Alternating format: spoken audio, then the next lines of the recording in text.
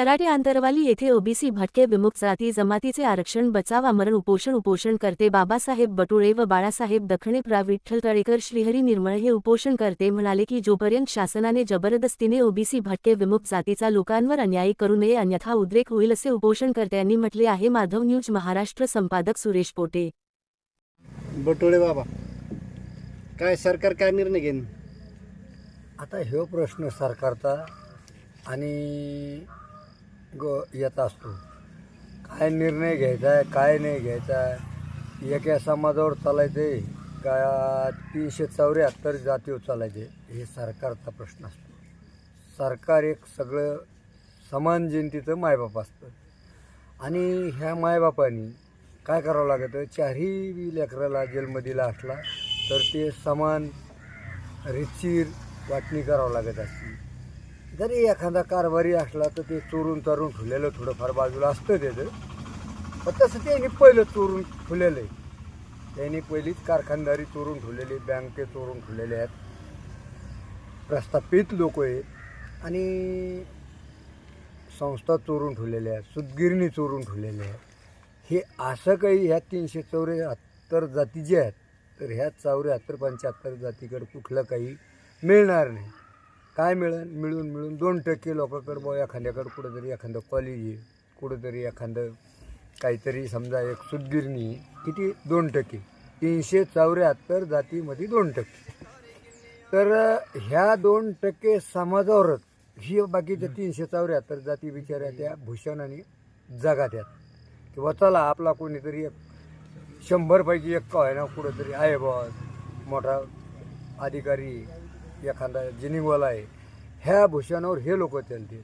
आता याच्यामध्ये प्रस्थापितमध्ये काय झालेलं आहे की 100 पैकी 90 प्रस्थापित आहेत. किती? 90 प्रस्थापित, म्हणजे 10% समाज मागासलेला आहे. तर ह्या 10% करता सरकारने जे एसीबीसीचं जे 10% काहीतरी 8.5% काहीतरी ठरलेलं आहे. आता मला थोडंसं मी काय होतं, मला उठलं का ते डब्यात बुडून अंगठा आणायची सवय, त्याच्यामुळे ते मला कळत नाही. तर सरकारने काहीतरी ठरलेलं आहे, एक 2-4 वर्षापूर्वी काहीतरी देवेंद्र फडणवीसने ठरलेलं आहे. मराठा समाजाकरता 15 वर्षापासून भाजप सरकारने एक थोडंसं चांगल्या पद्धतीने निर्णय घेतलेलेच आहेत. पण ते जर त्याला योग्य वाटत नसेल, गरिबाच्या ताटातलं खावाच वाटत असेल, तर गरीब आता शांत राहणार नाही.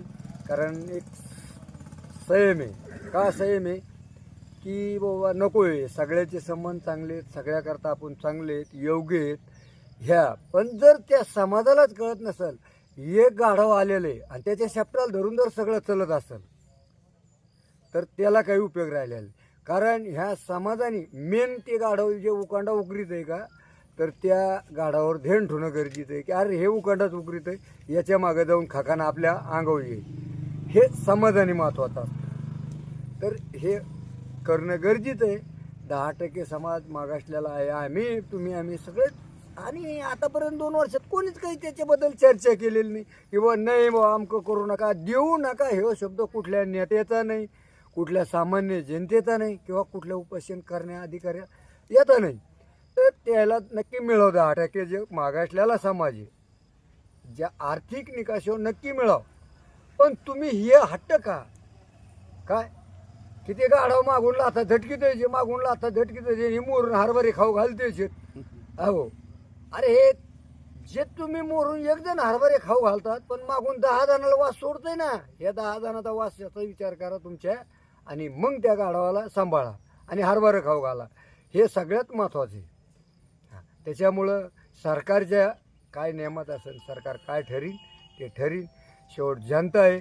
लाखो लोक आता प्रतिसाद द्यायला लागले. आता लोक ओबीसी समाजाच्या लक्षात येत नव्हतं, पण आता खरोखर लक्षात यायला लागलं. काल आम्ही इतकं हे असून किती पब्लिक होती हे आम्हाला बी सांगता यायची नाही, आणि अजून येणारच आहे आता. कारण सगळ्यात महाराष्ट्रात मोठं आंदोलन आणि महाराष्ट्रात पहिला जी समाजाच्या विरोधात म्हणजे समाजाची बाजू घेऊन बोललेला ओबीसीची तर बटुळे बाबा आहे. तोपर्यंत कोणी काही केलेलं नव्हतं, आणि हे आंदोलन सगळ्याला धरून करणारा माणूस आहे. सगळ्या समाजाची गरज आहे मला, एसी एसटी ओबीसी मुस्लिम सगळ्याची. मी काही असं म्हणजे बादशाह नाही, मला काही राजकारण करायचं नाही किंवा मला काही संसाराच्या नादी लागायचं नाही. या शिवानी बाबा येऊ द्या काहीतरी करायचे. मला फक्त समाजाकरता माझ्या समाजाचं कुठं भलं आहे मला हे बघायचं आहे. माझा मागासलेला समाज आहे, माझ्या मागासलेल्या समाजाला जे आहे ते मला हक्काचं माझ्या जे दिलेलं आहे आमच्या बापानी बाबासाहेब आंबेडकरनी, हे आम्ही मागतो, संविधानिक मागतो. आम्ही आडमोठपणाने मागत नाहीत आणि आडमोठपणाने बोलणार नाहीत. आणि जर बटुळे बाबा जर आडमोठपणात घुसला तर हे माझ्या माझा बालबी नाही हो, जरांगेची आहे ना, माझा बालबी नाही. हां, कारण तो मी गुरु आहे तो चेला आहे. मला मी आज मेलो बी समाजाकरता, कुठं काय कोणाला काय करता येईल तर करू द्या. आता मेलो तरी ही जागा सोडणार नाही. त्याचा त्याला न्याय, माझा मला न्याय मिळावा, माझी एवढीच विनंती आहे सरकारला. माझी काही वितरित शिल्लक बोलण्यात आणि आढावा बोलण्यात माझ्याकडं हे नाही आहे. आणि ज्या दिवशी आढावा बोलून त्या दिवशी मी संपलो आणि जरांगे संपलो एवढं नक्की. ची गरज पण नाही. आणि सगळ्यात महत्त्वाचे काल फक्त एकदा तहसीलदार येऊन गेलेले आहेत.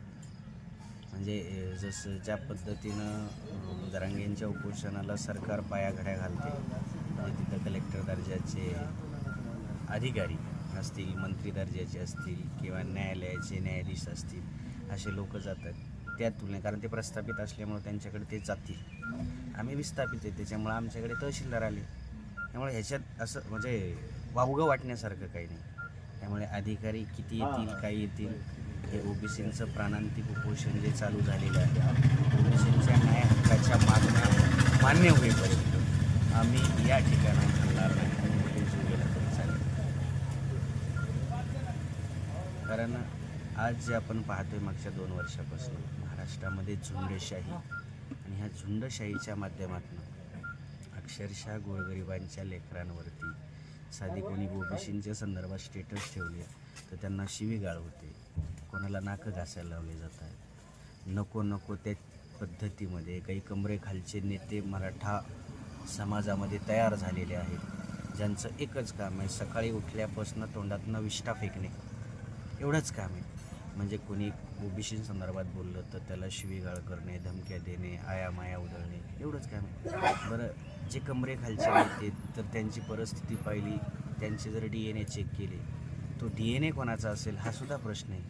त्यामुळे मराठा बांधवांनासुद्धा आमचं आव्हान आहे की अशा लोकांना नेते करा जे सुज्ञ असतील, ज्यांची बौद्धिक दिवाळखोरी निघालेली नसेल, ज्यांची वैद्यकीय तपासणी करून ते किमान सामान्य परिस्थितीत असतील, अशा लोकांना नेते समजा.